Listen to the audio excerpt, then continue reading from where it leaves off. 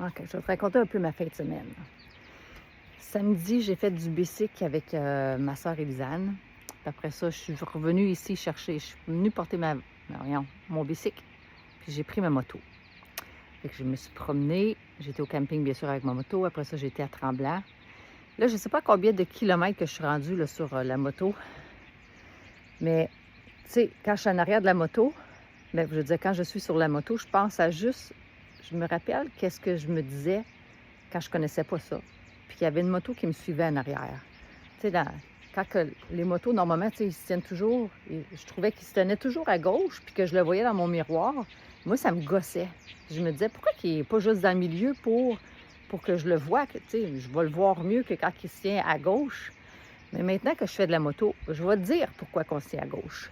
Premièrement, la route est mieux à gauche. C'est plus propre.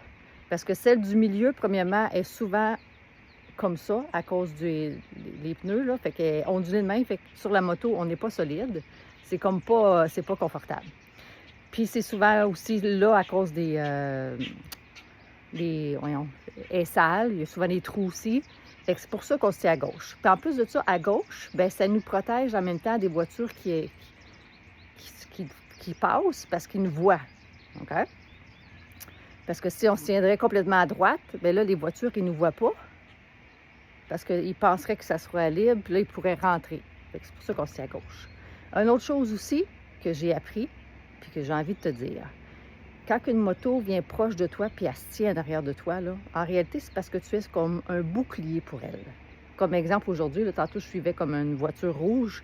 Puis là, la voiture rouge, elle roulait à 100, elle roulait à 110, roulait à 120, elle revenait à 100.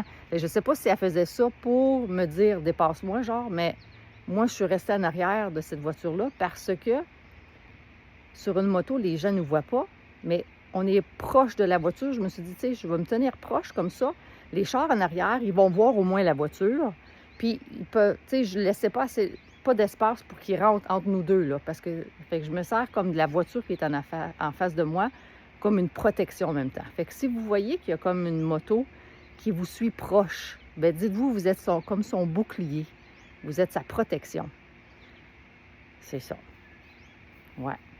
Puis c'est quand même drôle parce qu'en arrière, tu sais, je suis dans mon casque. Puis, tu sais, puis la seule chose que moi, j'arrête pas de me répéter, c'est regarde loin.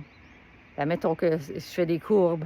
Pousse sur ton guidon, regarde loin, regarde la sortie. C'est encore toutes ces réflexions-là qui sont dans ma tête. Fait que je suis pas 100% à l'aise, genre pou, pou, pou, pou, pou. Non, non, non. Je suis encore beaucoup, beaucoup de pensées de ce que justement j'ai appris à la salle de Nick Nord. Je me mélange entre la danse, là, avec le cours avec Pontiac. Fait que c'est ça que j'avais envie de te dire aujourd'hui. Fait que c'est pour ça que les motos se tiennent à gauche. C'est pour ça qu'ils se tiennent proches de vous. Puis soyez, comment je pourrais dire? Quand une moto roule à 90 puis que la limite est à 90, ben dépasse-la pas quand c'est une plaine. Okay? Aujourd'hui, j'ai vu ça, un camion me dépasser sur une ligne pleine, puis il a rasé de faire un face-à-face avec une autre moto qui s'en venait. J'étais vraiment pas impressionnée. Okay? Fait que si tu as une moto là, qui conduit en avant de toi, si ça te gosse, là, ben ralentis, attends que la moto s'en va, ou va park-toi, là. Dis-toi que le temps que tu vas la dépasser, là, souvent, là, j'avais même fait un test. J'étais partie de Montréal à Gatineau, j'ai roulé à 150.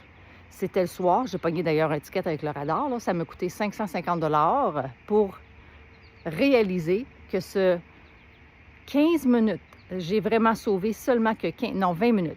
20 ou 15 minutes que j'ai sauvé en roulant 150 au lieu de 100 sur un chemin de 2 heures. Okay? Fait que ça ne vaut pas la peine de faire, comment je pourrais dire, de la vitesse. C'est ça. Sérieux. Tu sais, 2 heures de route pour sauver 20 minutes et ça m'a coûté 550 $. Fait que tout ça pour te dire, si tu as une moto en avant de toi ou quelqu'un qui te gosse, park-toi, là, va te prendre un café, digère, là, puis après ça, on repart. Ou, fais juste te reculer, puis gère ta fougère, qu'on pourrait dire, là. Dépasser dans des lignes pleines, c'est pas sécuritaire. C'est très, très con, d'ailleurs. Fait que c'était mon message de la journée. Fait que sur ça, je te souhaite de passer une belle journée. Puis check ça, le beau coucher de soleil qui se passe en ce moment. Fait que bonne journée, bon dimanche.